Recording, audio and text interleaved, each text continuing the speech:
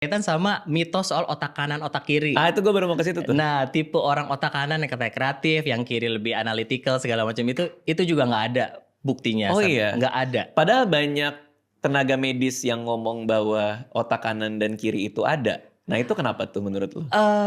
Jadi gini, sebenarnya kan otak tuh kan banyak ya organnya, dan juga ada bagian memang yang letaknya tuh hanya di salah satu sisi. Contohnya kayak area Broca atau Wernicke, itu tuh berkaitan dengan bahasa.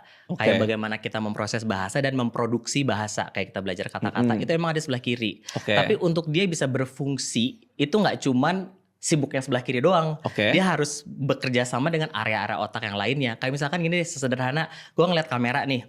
Itu kan berarti kan pertama masuk ke sistem visual dulu. Akhirnya gue bisa menyebut itu kamera, gue bisa mengenalinya, dan gue bisa bilang, Bang Radit itu kamera. Itu kan gak cuman dia doang yang berfungsi. Tapi semuanya bekerja gitu. Jadi makanya itu juga oversimplifikasi dari konsep itu. Walaupun yang gue baca ternyata itu tuh dipopulerkan sama acting coach katanya tuh. Oh gitu. Jadi acting coach itu ya waktu itu dia juga kayak cocokologi juga. Jadi katanya kalau kamu mau lebih kreatif, kamu harus mengaktifkan tubuh kiri lo gitu, dengan tangan, dengan kiri, dengan gerakan. Padahal itu nggak ada buktinya sampai saat ini. Artinya kalau misalnya orang bilang otak kanan dia kuat, makanya dia kreatif, otak kiri dia kuat, itu logis. Berarti itu salah. Salah. Ada.